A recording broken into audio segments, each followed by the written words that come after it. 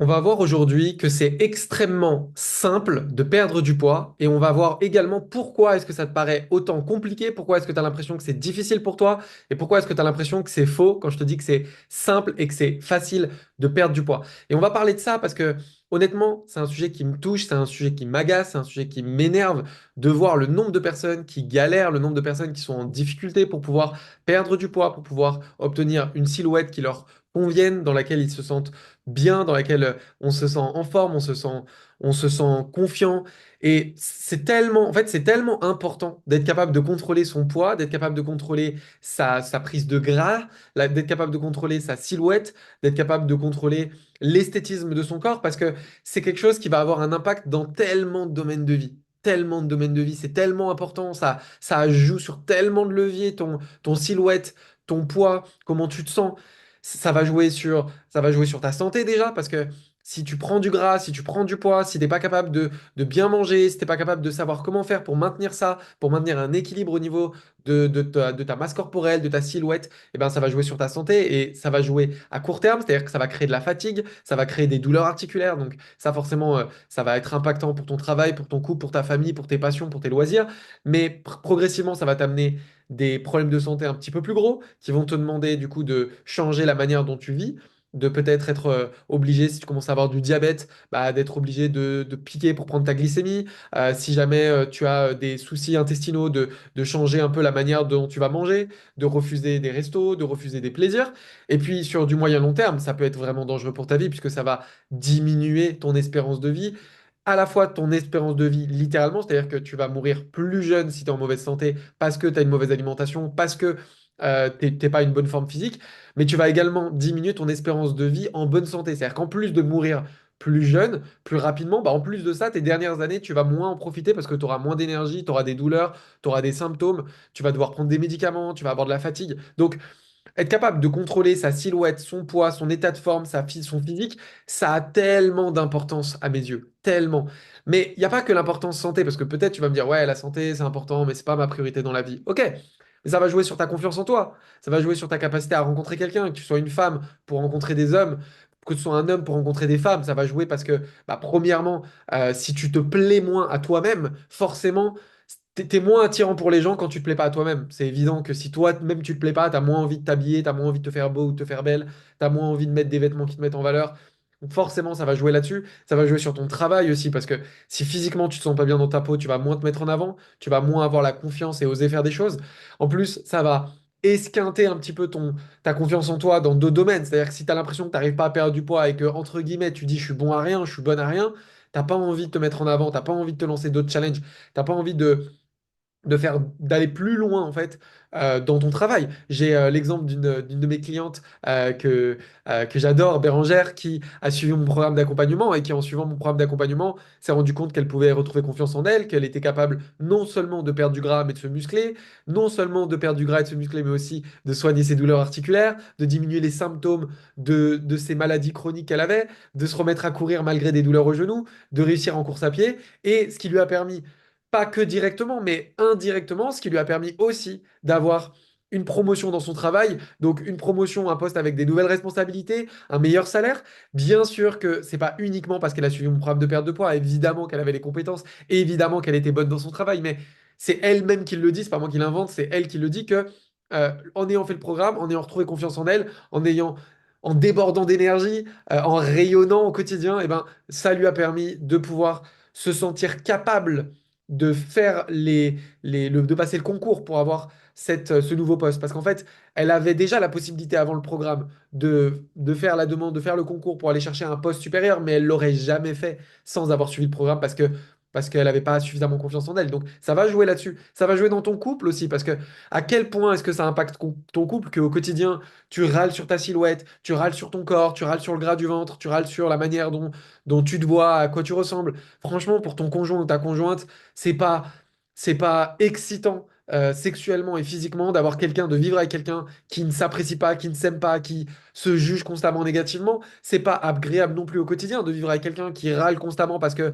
la personne a des douleurs, elle est fatiguée, elle a des symptômes, elle manque de l'énergie. C'est pas un kiff de vivre avec une personne comme ça au quotidien. Donc, Pour moi, en fait, être capable de maîtriser une bonne alimentation qui permette d'améliorer ta santé, d'être capable de maîtriser les bases de l'entraînement sportif qui te permettent de te remettre en forme, d'avoir la silhouette qui te plaît, le niveau d'énergie qui te plaît, la forme et la santé qui te conviennent. Ça a tellement d'impact que ce soit sur la santé, le couple, l'épanouissement, les passions, les plaisirs, le boulot.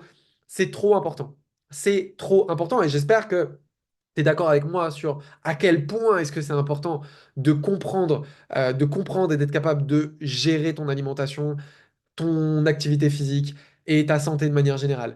Et pourtant, aujourd'hui, on a l'impression que c'est hyper compliqué. Franchement, quand j'écoute les personnes qui viennent pour travailler avec moi, quand j'écoute mon entourage, quand j'écoute mes amis, quand j'écoute ma famille, t'as l'impression que c'est hyper compliqué, t'as l'impression que c'est un calvaire, on comprend. Selon eux, en fait, ils sont perdus. En fait, si tu m'écoutes aujourd'hui, c'est sûrement que t'es dans ce cas-là, t'es perdu parce que tu sais plus qui croire. Un coup, on te dit que ces aliments c'est bien, un coup, c'est pas bien. Un coup, t'essayes un truc, ça a marché pour quelqu'un, ça marche pas pour toi. Après, t'essayes autre chose, ça marche, mais en fait, t'arrives pas à le suivre. C'est trop dur. Tu arrives un temps, t'abandonnes, tu recommences.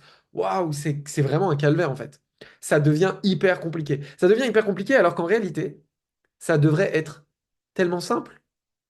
Parce que perdre du poids, enlever du gras sur ton corps, te tonifier, te muscler, améliorer ta santé, te remettre en forme, c'est pas compliqué en réalité. C'est pas compliqué, il faut juste avoir les bonnes options, les bons outils, les bonnes connaissances. Si tu as les bonnes infos, ça va assez vite au final. Si tu as les bonnes infos, ça va assez vite. C'est pas difficile. C'est pas difficile du tout.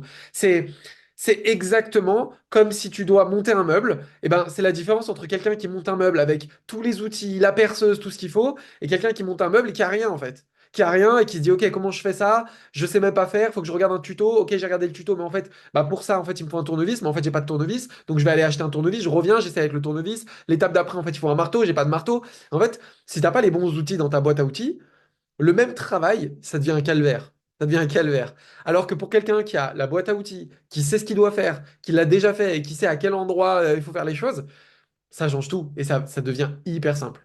Ça devient hyper simple et tu as peut-être remarqué, je vais y arriver, tu as peut-être remarqué ça dans ta vie, hein. Il y a plein de choses dans notre vie où si on ne sait pas faire, si on n'a pas les bons outils, c'est hyper compliqué. Une fois qu'on nous apprend une fois, c'est facile.